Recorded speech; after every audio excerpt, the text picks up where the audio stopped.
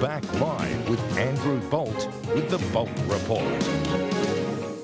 I was surprised last week to read that the Morrison government had this Egyptian sheikh come tour Australian mosques, even though he's mocked the September 11 attacks that killed nearly 3,000 innocent people, and also the Charlie Hebdo terror attacks in Paris as comedy films.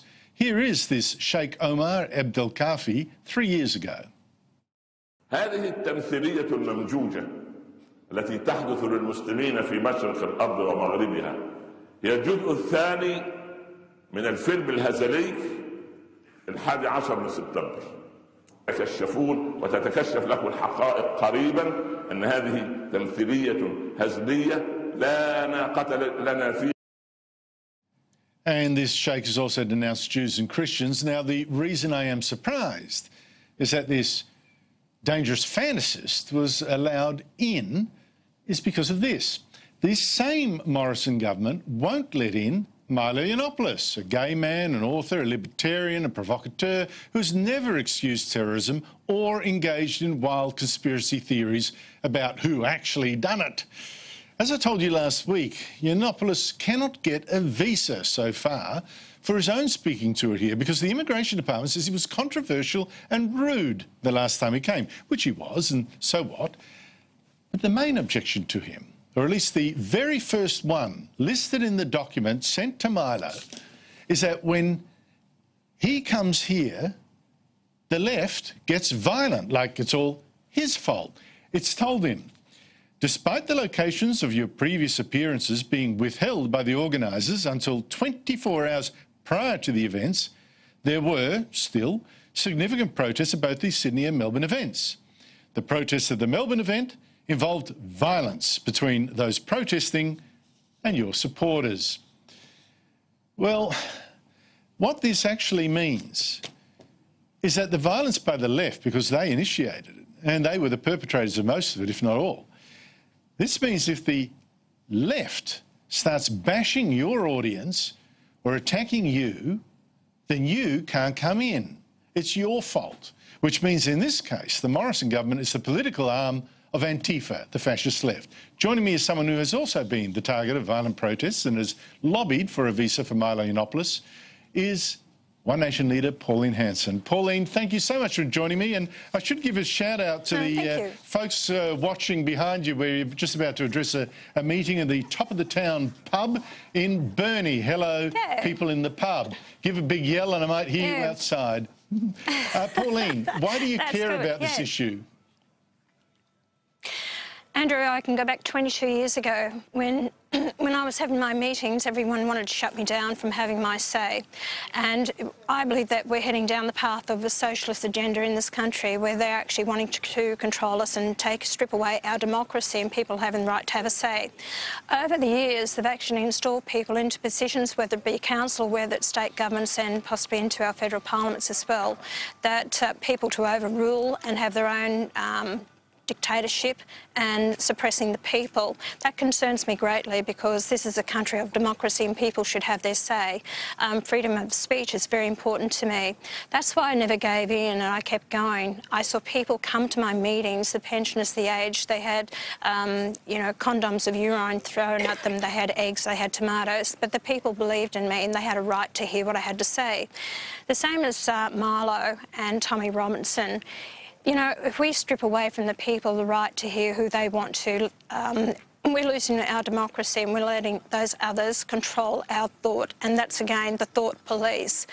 And people will have their say. Let them hear what these people have to say, especially if they're not going out there to say you must go out and harm people. I think that's a different matter. We've allowed people into the country like this Sheikh Omar, and there was the Pussy Riot. Now, these people were, Pussy Riot, they were actually imprisoned in Russia, and yet they have allowed them to come into the country and they're actually telling people to go out and protest. So that's what I'm saying. These people should, you know, we're stopping the wrong people into this country, especially if they're promoting violence on our streets and to go out and protest. And I found over the years, and Milo has found it, those people who go and protest, it's not in a nice, well-mannered, orderly way. It's full of violence. Well, And that's what when they it comes do. to the pussy, when it comes to the pussy, yes, when it comes to the Pussy Riot people, I don't know their case well enough, but as I understand it, they were protesting against the authoritarian and anti-gay policies of Vladimir Putin. So from that point of view, I don't care that they come in and probably even welcome them. But with Milo Yiannopoulos, what have you done in his support? Right. I've actually written to the Minister. I've actually sent letters to them. I've actually advocated. I'm on the phone. I have text. I'm trying to get responses. And actually, David Coleman, the Minister Coleman, said, look, Pauline, I'll have an answer to you tomorrow, or then that was on the Friday. We're going back last Friday week. And then he said, well, I should have an answer by the department on the Monday. I rang him on the Monday. Still haven't heard anything. So they keep, you know, glossing it over, and they're trying to keep me at bay, and they still want to make an answer. I think that is weak. I think it's gutless. He has no reason to stop Milo from not coming in the country, or Tommy Robinson. They're not advocating violence. You may not agree with everything they say, as long as they don't go out there to advocate violence. If you want to actually stop someone, stop the protesters with their violence. They're the ones that should be stopped, but they're reluctant to do it because the police are told not to do anything about them. And I blame state governments and I blame local authorities if they allow this to go on. But why do you think David Coleman, the Immigration Minister, is stringing this on? This has been going for ages, by the way. So far, the costs, as I understand it, of Milo Yiannopoulos getting a visa have risen to $17,000 for, you know, having to apply and wait. What are they trying to do, do you really think, and why? Well, I can't see any benefit to them for shutting it down, because have we got that many socialist voters in this country now that they're trying to appease to the left? They know they'll get the right side of politics voting for them, so are they appeasing to the socialist side? And it's a real shame. I think both sides are. This country is becoming so divided, and I believe that Conservatives, if the Morrison government, the Conservative side, don't stand up for what they truly believe in, they're going to be wiped out and they're going to be taken over and controlled. That's why I'll stand my ground. Everyone knows, I'm telling you, I'm fighting to get Milo into the country and Tommy Robinson. They have a right to be here. Then people have the right to actually go and listen to them in peace and not be threatened or bullied because they're going to listen to what they have to say. Let the people decide. When they're not stupid, they're not children. They'll make up their own minds. I don't need someone telling me how I should think or who I should listen to, and that's a real shame. I think it's extraordinary that they think Australia's such a tinderbox that we can't hear these views in case we all go nuts and all that, when the only one going nuts are the left. And this has to be sorted out. The mobs cannot rule our streets and determine for us who we may listen to and who we may not. I mean, I just think this is such a fundamental issue. I don't know why the government isn't making a stand. They are too gutless to actually make a stand against this. I have seen video clips of what these preachers, these hate preachers they brought into the country, and they're in the mosque, they're actually preaching their hate towards homosexuals, towards our Christianity, to our way of life, to our laws, our culture, the whole lot, and yet they're allowing this to happen. They are not answerable to anyone because people are in fear. And I'm telling you now, I talk to a lot of people.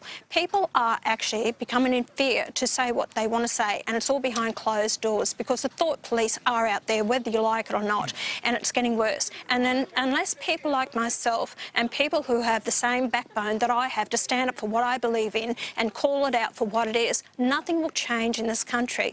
I don't go out advocating hate. I never have, Andrew. I've stood on principle. I've stood for what I believe in this country, and they tried to shut me down years ago. But the people have woken up to that and understand, I really care about this country, but fight for our democracy. We've had too many people lose their lives and fight for our freedom. Freedom is very important to us. Don't just throw it away so easily. I call on people, public, yeah, look, stand up for what you believe in. The public should not be treated like idiots who can't decide for themselves what they may listen to or not. Just finally, quickly, you mentioned people not being free to speak their opinion. We're seeing that a lot with some of the crowds going after defenders of or supporters or whatever, sympathisers with George Pell. What do you make of that? They have the right to have an opinion, you know. None of us, I have never been in the shoes to actually talk or, you know, no, Pell, I'm not going to make a judgment about it. I don't know. Andrew, I wasn't in the courtroom. I didn't hear the evidence that was given. I have no idea. The complainant against George Pell, he knows the true stories. Sometimes, you know, we never get the real truth out of it. Is the man guilty? Is he not? I don't know the truth. And, you know, I'm not going to condemn anyone that is, you know, making their opinions about it or judgment. A lot has come out since the case. If it goes back to trial again, is he ever going to have a fair trial now based on what's been put out in the media? I don't know. You know, I've been through the system myself and I was found guilty when I was actually innocent and should have been charged in the first place. So it's hard to say. I just hope they get it right. Pauline Hanson, thank you very much indeed for your time. My pleasure. Thank you. The panel after this.